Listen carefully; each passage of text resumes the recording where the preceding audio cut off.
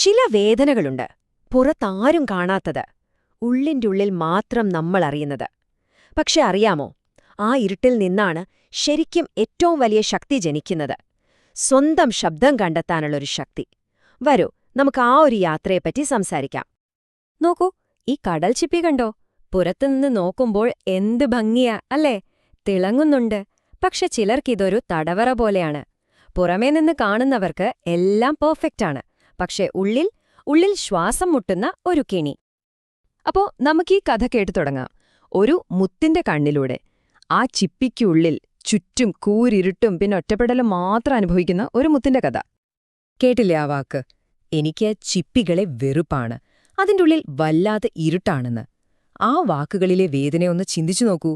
പുറത്തേക്കൊരു വഴിയുമില്ല, ശ്വാസം മുട്ടിക്കുന്ന ഏകാന്തത. ആ ഒരവസ്ഥയുടെ ഭാരം മുഴുവൻ ആ ഒറ്റ വാക്കിലുണ്ട്. ഒന്നോർത്തു നോക്കൂ ആ അവസ്ഥ. നിങ്ങൾ ആ ചിപ്പിക്കുള്ളിൽ കുടുങ്ങിക്കിടക്കുവാണ്. പുറത്ത് ആളുകളുടെ നേർത്ത സംസാരമൊക്കെ കേൾക്കാം. ചിലപ്പോ സൂര്യന്റെ നേരിയ ചൂടും വെളിച്ചമൊക്കെ അറിയാൻ പറ്റുന്നുണ്ടാവാം. പക്ഷേ അതിലൊന്നും പങ്കുചേരാൻ പറ്റുന്നില്ല. നിസ്സഹായരായി ആ ഇരുട്ടിൽ ഒതുങ്ങിക്കൂടേണ്ടി വരുന്നു. അതുപോലെയാണിത്. പുറത്ത് ജീവിതം മുന്നോട്ടു പോകുകയാണ്. ലോകം കറങ്ങുന്നു, ആകാശത്തെ നക്ഷത്രങ്ങൾ മിന്നുന്നു, ഉൽക്കകൾ പാഞ്ഞുപോകുന്നു. പക്ഷെ അതെല്ലാം കാണുമ്പോൾ അതിൽ നിന്നൊക്കെ എത്രയോ ദൂരെയാണ് താനെന്ന് ഓർക്കുമ്പോഴുള്ള ഒരു ഏകാന്തതയുണ്ടല്ലോ, അത് ഭയങ്കരമാണ്. അതിനിടയ്ക്കാണ് ചിലർ വന്ന് പറയുന്നത്, നിനക്കെന്തിന്റെ കുറവാ, സന്തോഷമായിരിക്കണമെന്ന്. പക്ഷെ അത് കേൾക്കുമ്പോൾ ഉള്ളിലെ വേദന കൂടുകയുള്ളൂ. കാരണം എന്റെ ഉള്ളിൽ എന്താണെന്ന് ആരും കാണുന്നില്ലല്ലോ, ആരും മനസ്സിലാക്കുന്നില്ലല്ലോ എന്ന തോന്നല്. അത് ശരിക്കും ആ മുറിവിനെ വലുതാക്കും. പക്ഷേ ആ ഇരുട്ടിൽ എല്ലാം അവസാനിക്കുന്നില്ല. ആ മുത്തിന്റെ നിരാശയ്ക്കിടയിലേക്ക് പ്രതീക്ഷയുടെ ഒരു നേർത്ത വെളിച്ചം വരുന്നുണ്ട്. ആ ഇരുട്ടിലേക്ക് വളരെ സൗമ്യമായ ഒരു പുതിയ ശബ്ദം കടന്നുവരികയാണ്. അങ്ങനെയിരിക്കെ പ്രതീക്ഷയുടെ നേർത്ത ഒരു മന്ത്രണം പോലെ. ഇവിടെ നിന്നാണ് ആ ശബ്ദം? ആ ശബ്ദം ഇങ്ങനെയായിരുന്നു: ഓ മുത്തേ, തിളങ്ങുന്ന മുത്തേ. അതൊരു ചിത്രശലഭമായിരുന്നു. സ്നേഹത്തോടെ എല്ലാം മനസ്സിലാക്കുന്നതുപോലൊരു ശബ്ദം. ആ ഇരുട്ടയെല്ലാം കീറിമുറിച്ച് അത് ഉള്ളിലേക്ക് വന്നു.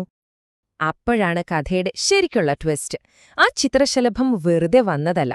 അത് സ്വന്തം കഥ പറയാൻ തുടങ്ങിയതോടെ ആ മുത്തിന് മനസ്സിലായി, താൻ ഒറ്റയ്ക്കല്ലെന്ന്.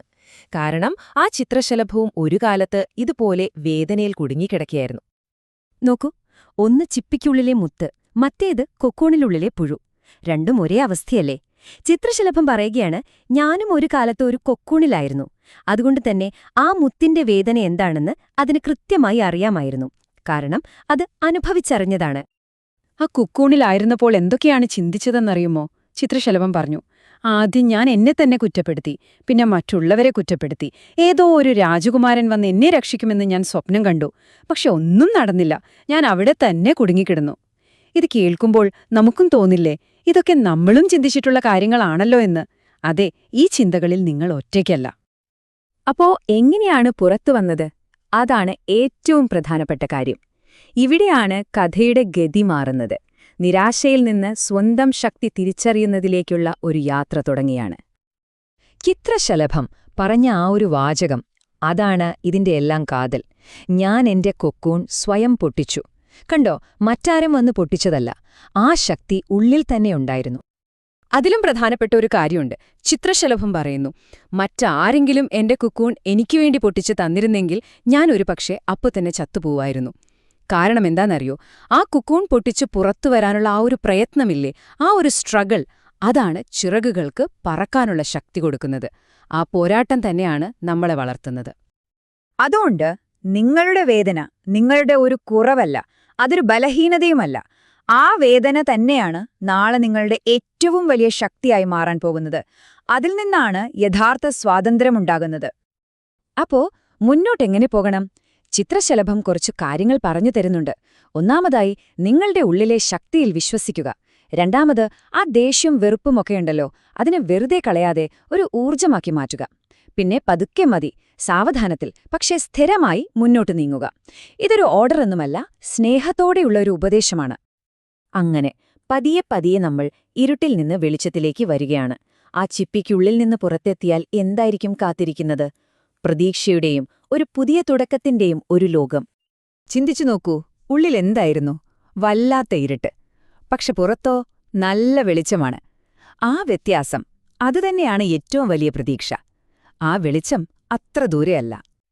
അവസാനം ചിത്രശലഭം ആ മുത്തിനോട്, ഒരുപക്ഷെ ഇത് കേൾക്കുന്ന നമ്മൾ ഓരോരുത്തരോടും പറയുകയാണ്, പുറത്തേക്ക് വരൂ, നിനക്ക് സൂര്യപ്രകാശത്തിൽ തിളങ്ങാൻ കഴിയും. അതൊരു വെറും വാക്കല്ല, അതൊരു ക്ഷണമാണ്, ഒരു പുതിയ ജീവിതത്തിലേക്ക് കാലെടുത്തു വെക്കാനുള്ള സ്നേഹത്തോടെയുള്ളൊരു ക്ഷണം. കണ്ടോ, ഈ മാറ്റം, ഈ സൗന്ദര്യം, അത് നിങ്ങളെയും കാത്തിരിക്കുന്നുണ്ട്. ആ ഇരുണ്ട കുക്കൂണിനുള്ളിൽ നിന്ന് പുറത്തു വന്നതുകൊണ്ടാണ് ഈ ചിത്രശലഭം ഇത്രയും മനോഹരമായത്. ആ പോരാട്ടത്തിന് ശേഷമുള്ള സ്വാതന്ത്ര്യമാണിത്. അപ്പോ ഞാൻ ഈ ഒരു ചോദ്യം നിങ്ങളോടായി ചോദിച്ച് അവസാനിപ്പിക്കുകയാണ്.